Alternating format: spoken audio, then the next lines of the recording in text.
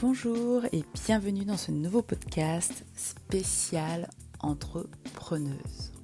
Et aujourd'hui, nous allons recevoir Ilham Balel, qui est experte en confiance en soi. Alors, si vous êtes une femme entrepreneuse ou que vous avez envie de vous lancer dans l'entrepreneuriat, à mon avis, ce podcast va vous parler.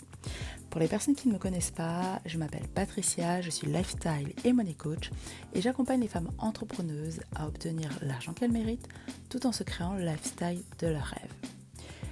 Sans plus attendre, on commence tout de suite l'interview d'Ilham. C'est le live. Merci beaucoup Ilham. Merci à toi. Pour les personnes qui ne te connaissent pas, est-ce que tu peux te présenter en quelques mots s'il te plaît?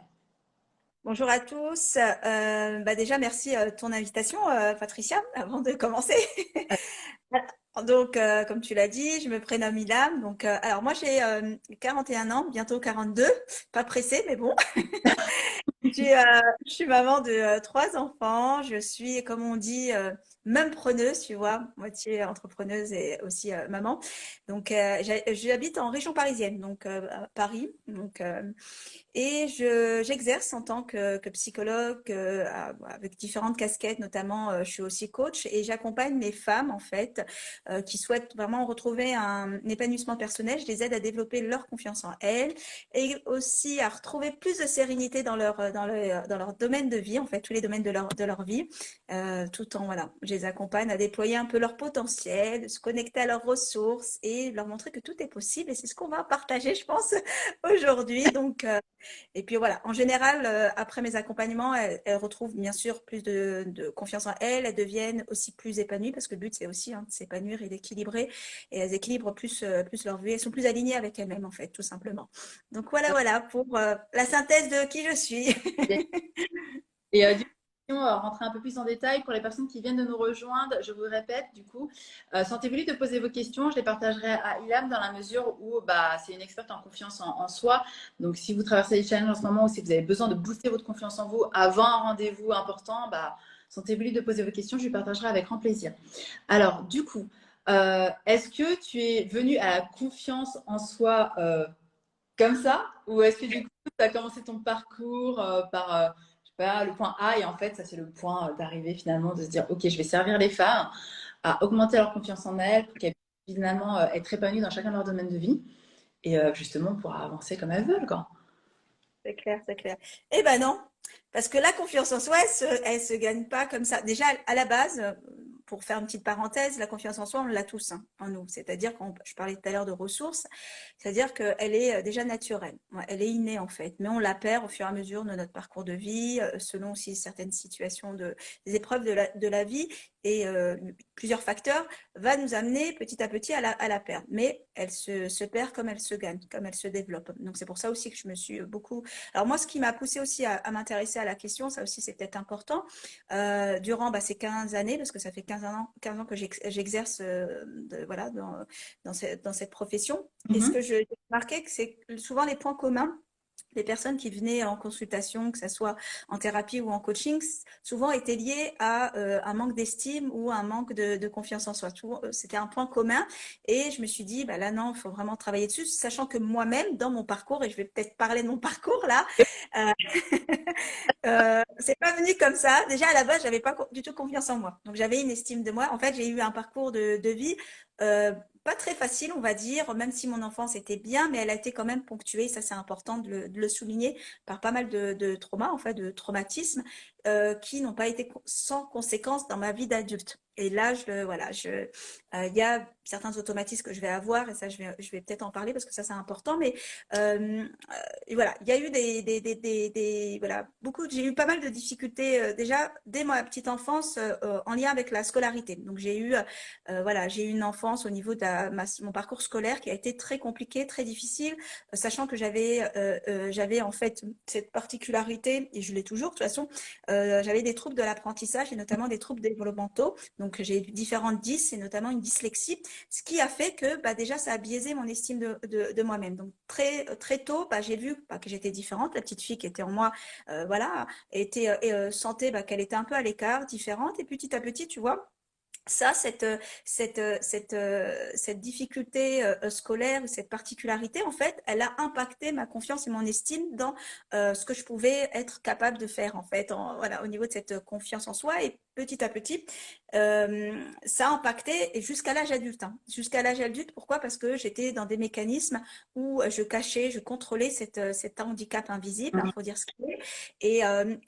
Même si j'ai quand même gagné un peu en confiance dans la sphère extrascolaire, c'est-à-dire très tôt, dès l'âge de 14 ans, moi j'ai travaillé, j'ai commencé à faire des petites choses, je travaillais dans les marchés, je faisais du babysitting et même après en parallèle de mes études. Hein, donc même si au départ ça a été difficile et ça se voit pas, j'ai quand même fait des longues études pour arriver à ce statut entre guillemets de psy. Au départ c'était vraiment très très difficile parce qu'à l'époque il n'y avait pas tous les aménagements qu'on a maintenant pour les enfants qui ont ces troubles-là. Donc j'ai galéré et je galère. Donc voilà, en gros, il y a eu plein de difficultés, de traumas qui ont fait ce que je suis aujourd'hui. C'est pour ça que c'est important de comprendre que même si vous avez eu une enfance compliquée, des difficultés, séparation, etc., plein de choses dans votre vie, c'est pas pour autant que vous ne pouvez pas évoluer. Ça peut être une force, au contraire, pour vous, et en fait, ça définit un peu ce que vous êtes devenu aujourd'hui. Et ça, c'est vraiment important. Donc, dans mon parcours, on va dire petit à petit, grâce au fait que je compensais d'une différente manière dans le cadre extrascolaire, j'ai là où j'ai développé des compétences, j'ai pu aussi acquérir une connaissance dans différentes cultures d'entreprise. Donc, j'ai découvert plein de secteurs d'activité. Et ça, c'est bien et ça me fait une richesse aujourd'hui parce que je l'utilise dans mon accompagnement, dans mon business. Et donc, voilà, ça, c'est quelque chose qui est important parce que je ne partage pas forcément. Donc là, il y a des choses qui vont ceux qui me suivent vont découvrir une facette de mon cœur. Et ça, c'est important, tu vois. Donc voilà. Donc là, aujourd'hui, voilà, j'exerce dans ce métier-là. Je suis aussi passionnée, hein, beaucoup passionnée, ça change pas, tu vois, j'aime me former, j'aime apprendre, déjà pour mon bien-être, mais en même temps pour apporter aux personnes que j'accompagne d'être plus outillées, parce que j'ai besoin aussi d'avoir voilà beaucoup d'outils pour voilà sortir un peu le couteau suisse, qu'est-ce que je peux utiliser avec cette femme ou ces personnes que j'accompagne. En gros, voilà, j'ai eu sur ces 15 années d'expérience, j'ai aussi travaillé avant de me mettre à mon compte, parce que ça, c'est important. J'ai exercé aussi dans différents secteurs d'activité, milieu, que ce soit dans le milieu de l'entreprise. Donc, je suis aussi psychologue du travail. Donc, j'ai travaillé en RH, dans l'insertion professionnelle, dans la reconversion, voilà, tout ce qui va être de cet ordre-là. Et après, je me suis aussi réorientée. J'ai travaillé plutôt dans le domaine de l'éducation nationale. Donc, j'ai été aussi psychologue scolaire. C'est pour ça que j'ai accompagné longtemps aussi en thérapie, beaucoup de familles. Comment? Tu as vu différents univers. Ouais, c'est ça. Mais en fait, c'était aussi, tu vois, ça a commencé très tôt. Dès que j'étais petite, en fait, l'adolescence, après, quand j'étais étudiante, voilà. Donc, j'étais habituée, en fait, à toucher un peu à tout. Donc, cette polyvalence, elle est aussi due aussi à ma particularité. C'est aussi, il faut le dire. On a cette capacité, ce don, et ça, c'est important aussi que vous sachiez. Bon, je donne déjà des conseils là. Avant. Plein de pépites depuis le démarrage et c'est très très bien. Tout à l'heure, on a une question de Nat Création Événement. J'attends juste qu'elle formalise sa question clairement. Ok, je continue.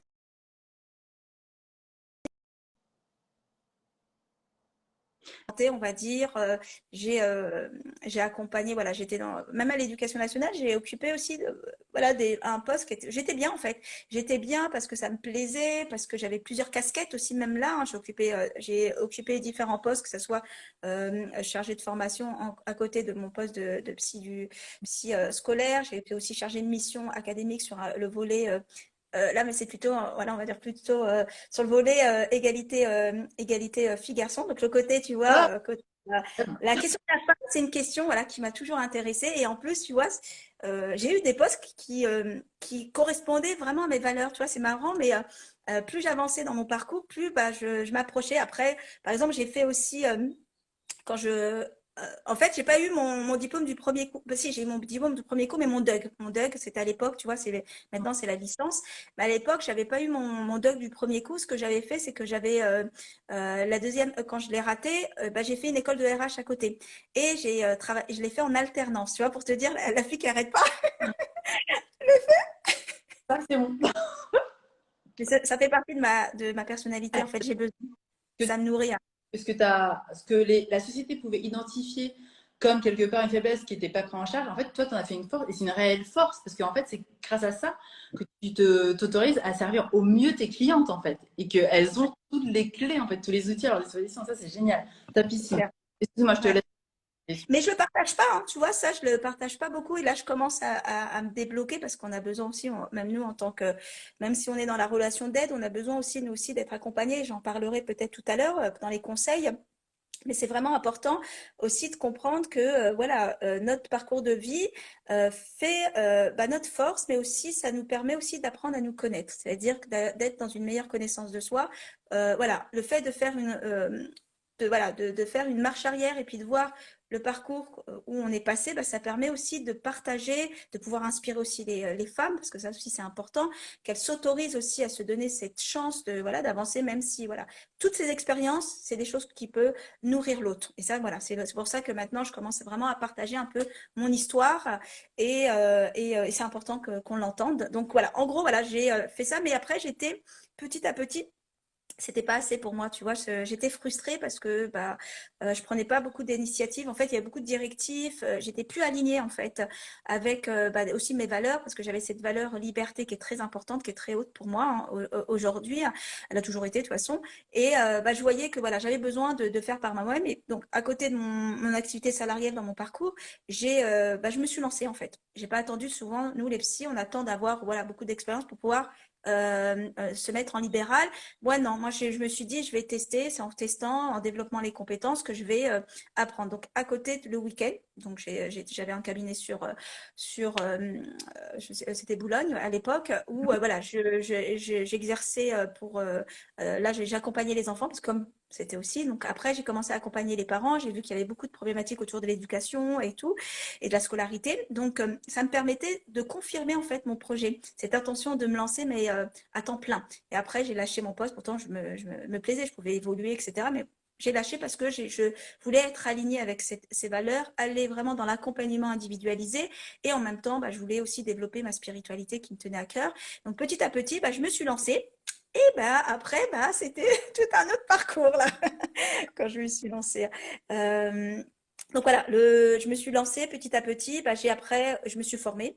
Je me suis formée à différentes disciplines, notamment le coaching. Après, voilà, plusieurs choses. J'ai été aussi, j'ai fait après des conférences. J'étais conférencière parce on commençait à me solliciter en fait, de bouche à oreille par rapport à voilà des thématiques autour de la parentalité, l'éducation, le bien-être. Et petit à petit, ça m'a permis. Pourtant, je connaissais pas. Tu vois, j'étais pas conférencière à la base, Ouais. mais je l'ai acquis et c'est pour ça que ça aussi, c'est important que vous le compreniez. Le message que je passerai aussi aujourd'hui, c'est de ne pas attendre d'être compétent pour faire. C'est-à-dire que en testant, en vous lançant dans l'inconnu, entre guillemets, ça vous permet de voir ce que vous êtes capable de faire et en même temps, ça permet, voilà, moi c'était comme ça que je voyais la chose, ça c'est mon point de vue, comment je vois la vie, mais c'est en testant, donc c'est ce que j'ai fait. Petit à petit, j'ai acquis les compétences et ça m'a permis de partager mes connaissances et toucher en fait les gens avec les mots, tu vois, parce que c'est pas pareil quand tu es au cabinet, c'est voilà, c'est à la séance. Là, voilà, j'avais cette liberté de partage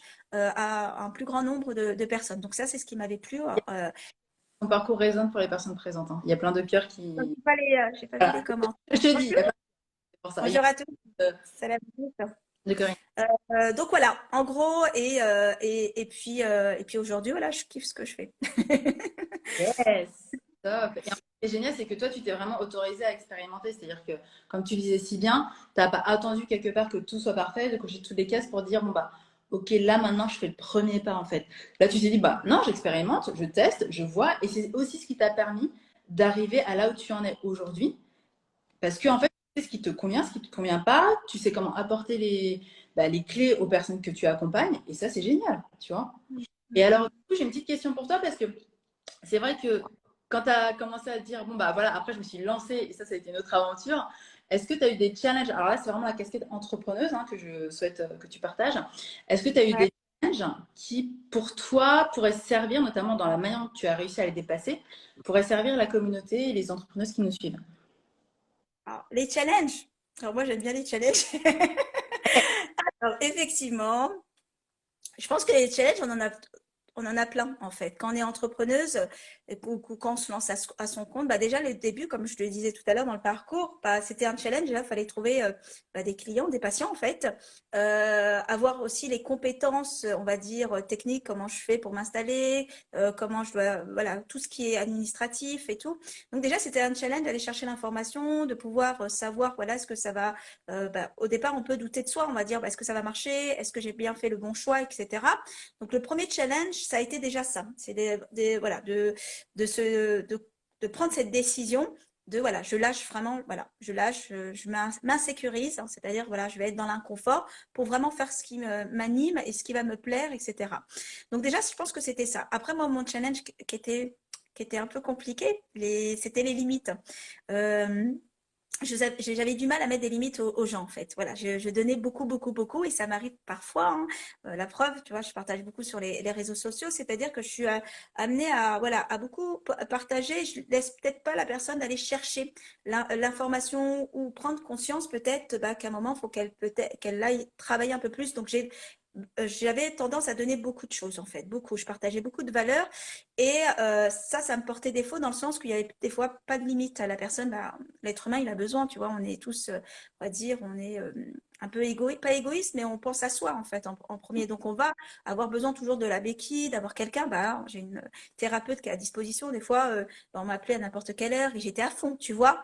J'avais pas cette limite et j'en faisais beaucoup, même quand je faisais des conférences. Après, je m'étalais, tu vois, les gens, bah ils ont tout. Après, pourquoi aller consulter? Tu vois, j'avais voilà beaucoup cette tendance à faire ça en fait. Comment Et ça, c'était pas aidant et ça m'a épuisée. Comment? comment t'as Tu as réussi dit quoi? à gérer? Donc, t'es Bah pas... ouais, bah, déjà mon mari m'a mis un stop. Ok. Et après, petit à petit, bah, je me suis épuisée en fait. Je me suis fatiguée et je voyais. Et puis il y avait aussi pas cet ingrédient. Bon, effectivement, l'être humain peut être ingrat, on est complexe, hein, c'est ça aussi l'humain. Mais j'avais pas cette reconnaissance. On a tous besoin, tu vois, à un moment donné. Donc, et voilà, il y avait des choses injustes pour moi. Et la justice, c'est une valeur haute chez moi. Tu vois, voilà, c'est important pour moi cette valeur. Donc voilà, ça résonnait, ça crée. En plus, l'hypersensibilité, bah, c'était un peu le cocktail là, tu vois où bah, c'était compliqué. À un moment, je me suis épuisée, après, je me suis recentrée.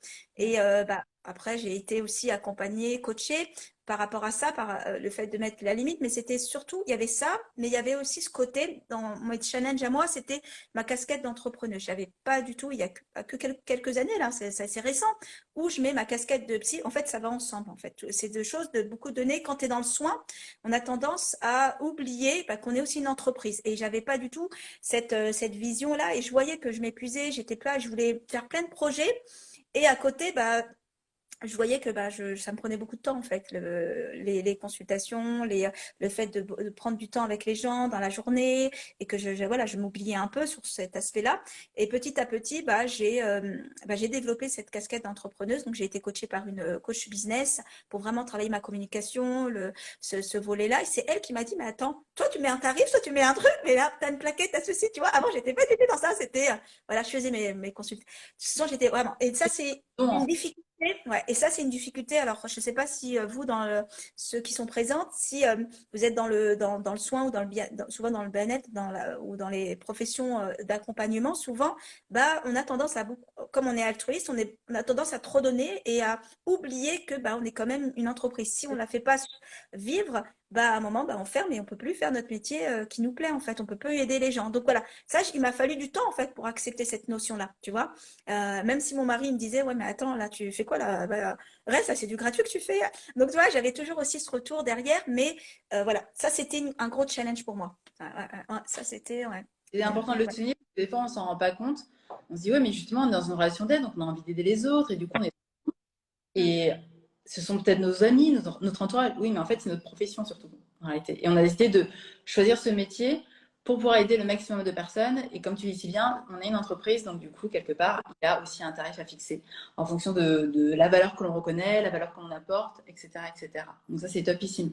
Du coup, donc si je comprends bien, aujourd'hui, tu as vraiment... enfin, est-ce que tu as vraiment cadré ou est-ce que tu as, en tout cas, tu as recadré pour avoir finalement un équilibre entre ta vie pro et ta vie perso, même si j'entends bien que pro te nourrit. Quel est ton style de vie aujourd'hui? Ah, bah, ça a changé, là.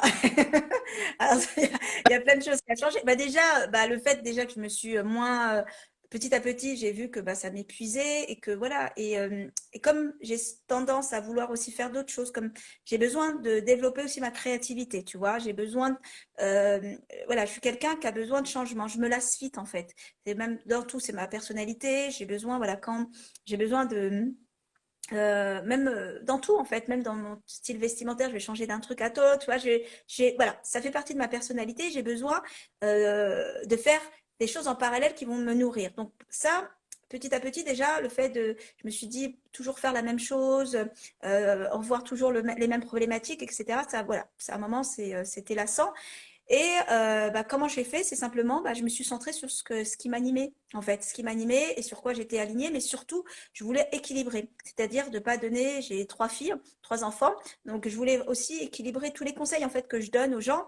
Bah, je suis passée par là, mais voilà, j'essaye d'être le plus congruente possible, c'est-à-dire les conseils, je les applique aussi par moi, voilà, ça c'est la base. Donc j'ai voulu vraiment équilibrer. Donc ce que j'ai fait, bah, j'ai diminué. C'est-à-dire que j'étais de moins en moins en consultation. J'ai commencé à travailler que les week-ends et maintenant je travaille qu'une journée par semaine en cabinet. J'ai développé bah, les formations, ce que je voulais faire depuis longtemps. J'ai en fait, j'ai fait des choses qui me nourrissent, mais en même temps qui permettent d'aider les gens, ça c'est clair, parce que sinon on ne ferait pas ces métiers-là. Hein. Mais j'ai pris des choix de vie qui sont en lien avec moi, mes Mhm. valeurs. Pourquoi? Parce que, et ça c'est un conseil que je vous donnerai, c'est vous qui devez prendre le choix. Les gens, ils regarderont toujours leur intérêt et c'est votre vie en fait. Donc ça a été, moi, ma vie, j'ai pris cette décision de faire. Ça a été difficile, ça. Par contre, ça, c'est important que je le dise aussi. Au départ, les gens ont eu du mal à accepter que je ne travaille plus avec certains publics, que ma méthode de travail, ma façon de travailler n'était plus la même. C'est-à-dire que là, j'ai après introduit le coaching, j'ai fait des programmes. Maintenant, j'accompagne dans des programmes. J'ai arrêté les enfants. Il n'y a que là, voilà, maintenant, c'est que les parents parce que si on ne travaille pas sur l'adulte, ça sert à rien du tout, en fait. Et surtout les femmes, parce que les femmes, elles sont au cœur de tout. Et ça, faut le dire. Donc, petit à petit, ça a été difficile, mais c'était mon choix. Tu vois, je revenais toujours à moi. Je me dis non, là c'est important pour pouvoir aussi aider les gens. Il faut que moi, déjà, je sois bien. Si tu n'es pas bien, ça sert à rien. Donc Ouais. voilà, j'ai équilibré. Maintenant, je travaille quand je veux. Comme elle dit, Biba, c'est vraiment ce slogan. Je fais ce que je veux, quand je veux, avec qui. C'est ça mon truc. Ah ouais, moi, c'est mon truc, tu vois. Bah, la liberté, tu vois, elle est haute pour moi. Donc, et ça a toujours été, tu vois, j'ai aussi beaucoup cette énergie masculine. Tu vois, je suis issue d'une fratrie de 3 enfants. Je suis la seule fille. Donc, fallait s'imposer, tu vois. Je suis l'enfant du milieu. Donc, tu vois, donc j'ai mon caractère. Mais voilà, et ça, je voulais vraiment, voilà, être apaisée avec ça, avec mes choix, et puis pouvoir, et puis je suis aussi dans cette optique, gagner plus, travailler moins, mais apporter plus aussi. Tu vois, moi, c'est mon truc là. Et c'est ce qui me drive depuis 2 ans. Je veux vraiment, voilà, aider et puis faire parce que, euh, voilà, les conseils que tu donnes, tu dis aux autres d'être épanoui, d'être confiant, etc. Mais si toi-même, tu appliques pas tous les jours, tu prends pas soin de toi, tu t'oublies, voilà, c'est pas bon. Voilà, moi, donc voilà, en gros, j'ai Euh, pris les bonnes décisions et puis je suis passée à l'action en fait. Et la confiance en soi, c'est ça. Alors, j'ai Euh, confiance en soi. Est-ce que tu as des tips ou des exercices à livrer à la communauté, aux personnes qui nous suivent et qui écoutent en replay, pour justement booster leur confiance en elles? bah, il y en a plein. Alors, déjà, la confiance en soi, elle se gagne par l'action. Mm. Si on reste à procrastiner, en fait, c'est en se mettant en mouvement. Lorsqu'on comprend que pour, euh, pour, euh, pour, euh, pour vraiment augmenter cette estime et cette confiance, il faut faire. Après, c'est aussi d'arrêter de se comparer. Surtout, nous, les entrepreneuses, on a tendance, lorsque quelqu'un va, et c'est ce que j'ai remarqué dans les personnes que j'accompagne aussi sur le volet business et tout, quand on se lance dans un domaine, on voit que bah, l'autre a fait la même chose, c'est pas pareil, on va commencer à douter de soi, à commencer à se dire ça sert à rien parce que de toute façon ça fonctionnera pas, tu vois, toutes ces croyances qu'on peut avoir ou ces pensées automatiques négatives, bah, ça va freiner en fait votre envie de faire et ça va freiner aussi dans votre envie de vous lancer dans voilà à créer une entreprise. Et en même temps, faut comprendre qu'on est tous différents, même si c'est le même secteur, vous êtes différents. C'est-à-dire, vous n'allez pas le faire de la même manière. C'est-à-dire, on est tous uniques, on est tous différents. Donc déjà, la première des choses que je donnerais comme conseil en plus là, c'est déjà de savoir quels sont ce qui nous rend uniques, ce qui nous rend différents de l'autre, c'est-à-dire nos talents, nos compétences. Quelles sont nos compétences? Parce qu'on n'a pas tous les mêmes compétences, c'est-à-dire qu'on n'a pas tous les mêmes savoirs, on n'a pas tous les mêmes savoir-faire et les savoir-être. Ça va être c'est mes qualités, c'est-à-dire mes forces de caractère, comment je suis, qu'est-ce qui me différencie, ma personnalité, mais aussi mon histoire de vie. Là, je vous ai parlé un tout petit peu de mon histoire de vie. Bah, ça me différencie aussi d'une personne qui est peut-être dans le même secteur, mais qui a peut-être pas vécu la même chose comme moi, que l'autre, ou moi, j'ai pas vécu de la même chose qu'elle, tu vois. Donc ça, c'est ce qui va faire votre richesse. Et en même temps, c'est ce qui va vous permettre d'être confiante et de plus être dans ce doute de vous comparer ou de vous sentir inférieur. Parce que souvent, tu vois, quand on commence, on débute dans l'entrepreneuriat, notamment nous les femmes, on a beaucoup voilà, ce manque de confiance. On va beaucoup douter, on va se sentir toujours voilà, inférieur, mal à l'aise, on va être gêné. Tu vois, pourquoi? Parce qu'on est dans cette comparaison. On est en train de se dire, bah, elle a plus que moi et moi, j'ai pas assez. Tu vois? Alors, Donc, justement, il y a une question. alors je vois pas la Je question. sais pas si tu vas y répondre dans le cadre du déroulé, c'est comment s'affirmer sans se soucier du regard des autres et s'autoriser le droit à l'erreur. Bah, déjà, c'est ça. Déjà, là, ce que je dis, ça va vous aider. Déjà, si tu prends conscience que tu es différente de l'autre et que tu peux apporter à l'autre, qu'on est là, on est des êtres sociaux, des êtres qui se nourrissent de l'autre. La preuve, là, tu m'as invité, c'est pour partager. Et Ça, voilà, on est là pour s'apporter mutuellement et pour grandir. Et ça, c'est important déjà de comprendre cette notion-là. Et petit à petit, si tu commences à accepter ta valeur, c'est-à-dire à t'estimer à ta juste valeur, c'est-à-dire bah, te dire, bah voilà, j'ai de la valeur aussi. Peu mm. importe mon parcours, j'ai aussi la valeur. Je n'ai pas à avoir honte, je n'ai pas à me sentir mal à l'aise, je suis qui je suis. Donc, c'est déjà en prenant conscience de sa valeur. En changeant son image de soi, c'est-à-dire d'être dans une image de soi qui soit plus stable et plus réelle. C'est-à-dire d'arrêter, parce qu'on a aussi tendance à faire ça quand on est tu vois, dans la comparaison, de voir la personne, elle a atteint un niveau, surtout dans l'entrepreneuriat. Ouais, mais elle arrive, elle a plein de clients, elle a ceci, cela, et on voit que le résultat, mais on voit pas que la personne là, cette femme-là, elle a cheminé le parcours qu'elle a mis en place pour pouvoir atteindre, voilà, les moyens qu'elle a mis, etc. Mais on va être focalisé. Donc, on va comparer ce qui n'est pas comparable. Déjà, ça, faut éviter de faire ça.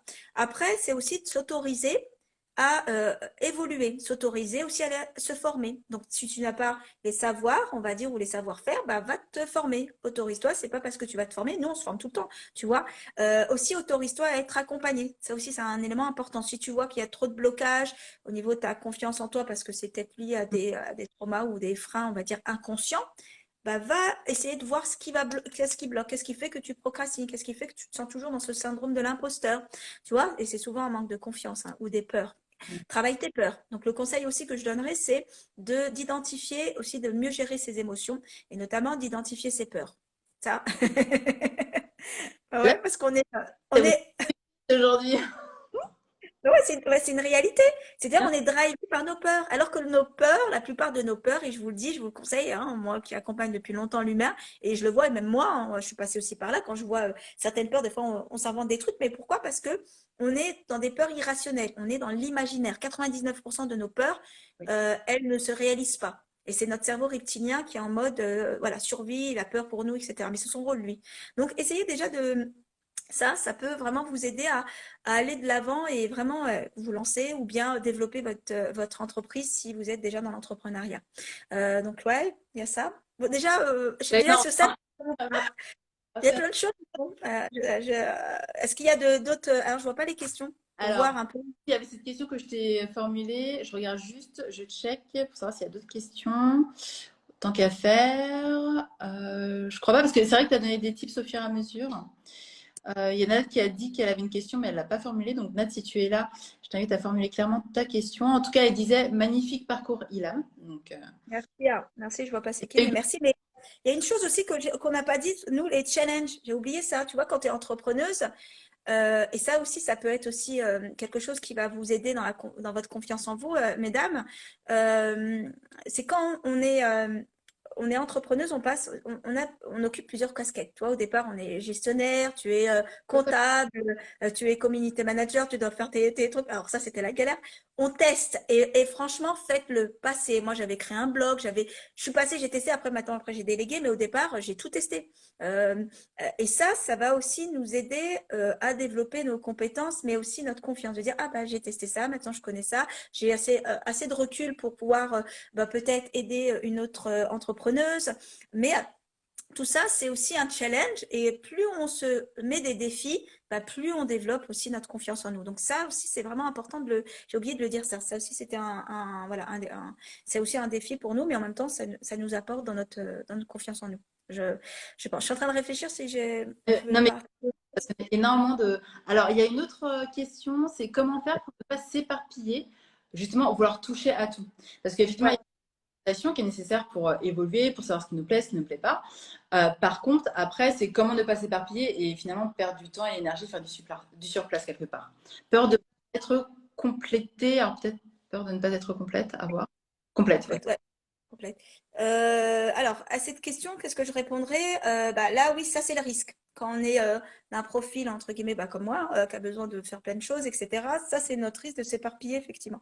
Ça, au départ, c'était un peu difficile pour moi et je l'ai développé. Comment vous pouvez le travailler? C'est quand vous allez donner du sens. Donc là, tout ce que moi, je fais, il y a du lien. Tout est lié. Il y a un objectif derrière. Parce que moi, voilà, j'ai tendance à être trop visionnaire, tu vois, regarder trop loin et tout. J'anticipe à chaque fois sur des choses parce que je fais les liens, tu vois. Mais c'est déjà de donner du sens, c'est-à-dire de voir ce qui est important pour soi. Donc, quand vous allez aussi poser des objectifs, il faut que ces objectifs soient vraiment en lien avec la réalité et aussi avec les contraintes. C'est-à-dire, voilà, si je veux faire ce projet-là, est-ce que ça va répondre à mon objectif final, au sens que je veux donner à ma vie, dans ma mission, dans ce que je veux donner d'important? Est-ce que ça va répondre à mes valeurs? Est-ce que ça va me permettre d'être aligné? Et là, déjà, c'est de faire le tri. Déjà, quand tu vas commencer à faire le tri et de se poser ces genres de questions, automatiquement, tu verras que tu vas être moins éparpillé, tout a un sens et tu vas peut-être retirer des choses, effectivement, qui vont te porter défaut et qui vont pas te permettre d'être efficace et d'être productif. Parce que c'est ça le risque, en fait, quand tu t'éparpilles trop, c'est que tu n'arrives pas à atteindre ton objectif plus facilement et tu fais pas les choses bien, en fait. Donc voilà, après, tout dépend des profils, comme je dis, je précise, il y a des personnes, ils sont linéaires, ils ont besoin d'aller par étapes, il y a des profils, qui ont besoin de faire plusieurs choses pour se nourrir, mais c'est pas pour autant qu'ils ne réussissent pas à les mener. Mais voilà, ça c'est important, parce que souvent on veut nous faire rentrer dans des cases, et ça voilà, faut faire gaffe. C'est pas bon signe ça. Alors, on a une autre question de My Mom is Creative. Bonjour, vous dites qu'il faut être soi-même bien et opérationnel pour proposer quelque chose. Mais en même temps, tant qu'on n'a pas essayé, on ne progresse pas vraiment, si vous voyez ce que je veux dire. En fait, je pense que les deux ne sont pas forcément pas opposés, mais bon. La question, parce que moi j'ai besoin de la lire, elle dit quoi? Ah oui, c'est bon. Bonjour, vous dites qu'il faut être même soi-même, oui, et opérationnel. Alors, quand je dis opérationnel, non, c'est selon chacun son niveau, selon son rythme. Attention, là, quand on dit ça, on va se mettre des pressions et on va se mettre des injonctions. Faites gaffe. Et ça, c'est mauvais pour la confiance en soi et pour votre estime. Donc, c'est-à-dire que opérationnel, c'est-à-dire que quand on dit opérationnel, c'est plutôt est-ce que ça va répondre et ça va vous permettre d'atteindre votre objectif. Donc, c'est plutôt dans ce sens-là. Après, être soi, essayer d'être soi, être bien avec soi, c'est la meilleure des choses. Ça, c'est la première. Ça doit être l'objectif numéro 1.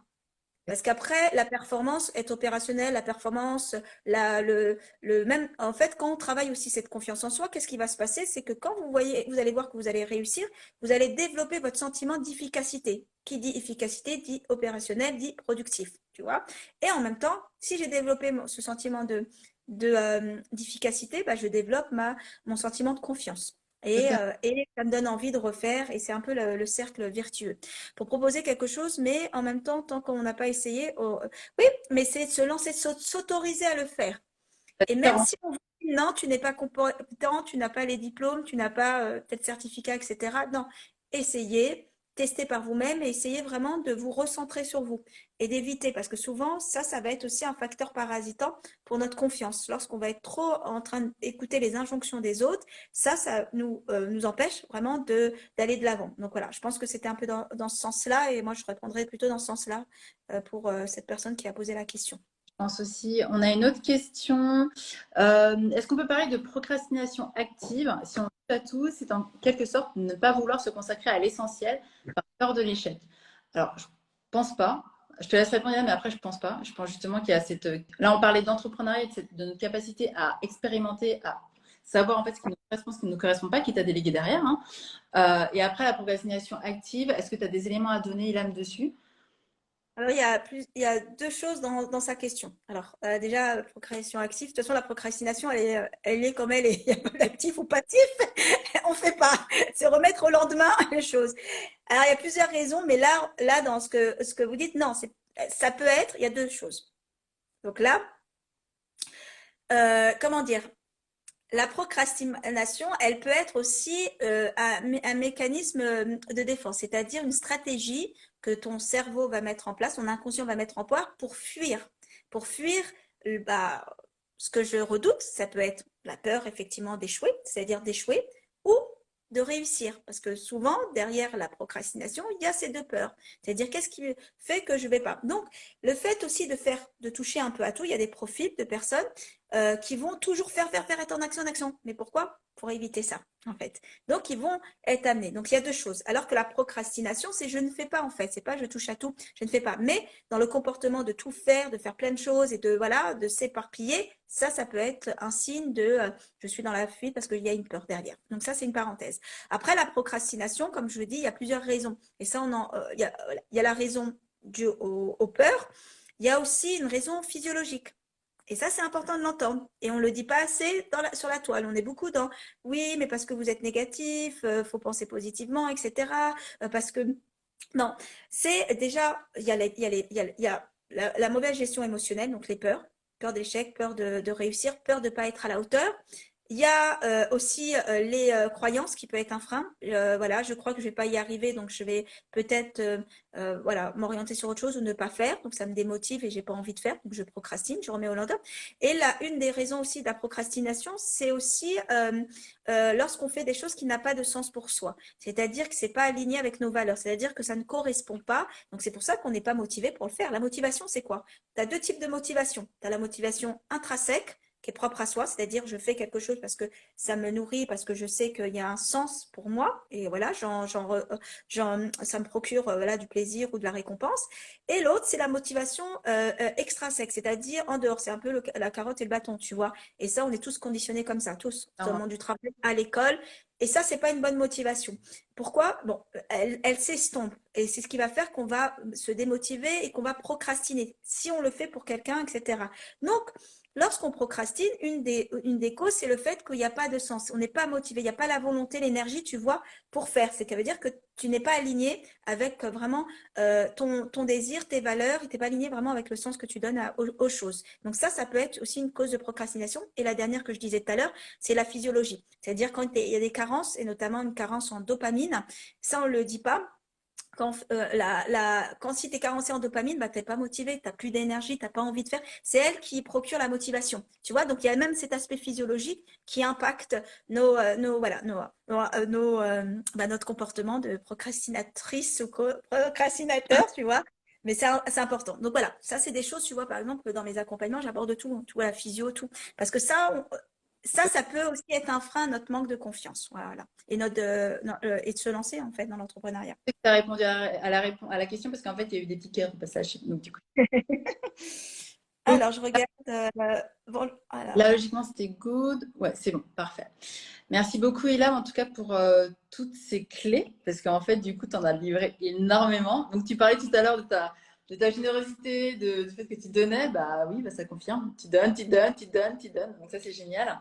Du coup, pour les personnes qui ont envie soit d'aller plus loin avec toi, ou est-ce que tu as une actualité en ce moment? Où est-ce qu'elles peuvent te retrouver et comment elles peuvent se connecter avec toi? Alors, ça a coupé, j'avais pas entendu. Alors, mon actu, bah, déjà, si vous voulez encore en savoir un plus, c'est-à-dire avoir encore d'autres conseils par rapport à cette notion d'estime et de confiance en soi. Et puis, voilà, sachant que la confiance en soi, c'est quand même un élément important à notre épanouissement. Vous pouvez me retrouver tous les matins. Donc, j'anime une matinale depuis, là, ça fait une semaine. On commence la deuxième semaine aujourd'hui, de 7h à 7h30, tous les matins sur Instagram, sur YouTube. Donc, allez vous abonner à ma page. Et voilà, sur les réseaux sociaux, vous pouvez me trouver facilement. Il y a ça. Après, pour ceux qui veulent aller plus loin et travailler, et si ça leur a parlé tout ce que j'ai pu partager, n'hésitez pas à m'envoyer un message privé. Et puis après, voilà, je fais plein de petites choses. Regardez, vous me trouverez facilement. Mais déjà, les matinales, c'est sûr que vous allez me trouver tous les matins. Voilà. D'accord, je mettrai en fait ton compte en commentaire pour que les personnes puissent se connecter plus facilement à toi, les personnes de la communauté Sublimer sa vie, qu'elles puissent te rendre visite, voir ce que tu fais, se connecter au matinal, etc., etc. Par contre, je voulais te dire, il y a un truc, excuse-moi de te couper. T'en prie. Déjà, le nom que tu as choisi, Sublimer sa vie, j'ai trouvé que c'est top ça. J'ai oublié ça. Franchement, tu as bien choisi. Bah ouais, tu vois, on doit développer notre potentiel. Surtout nous, les femmes, on n'a pas ce leadership, on a du mal à le développer. Alors que plus on va effectivement sublimer notre vie, voilà, nous montrer à notre lumière, parce que vraiment, la femme, hein, comme on dit, derrière un homme, il y a toujours une femme. On a vraiment, faut vraiment qu'on prenne soin de nous et qu'on se mette en lumière. Et ça, on le fait pas assez. Et je trouvais vraiment super intéressant que tu partages ça et que tu aies mis ce nom. Je trouvais qu'il était super beau et je voulais te le dire. J'ai oublié de te le dire ça.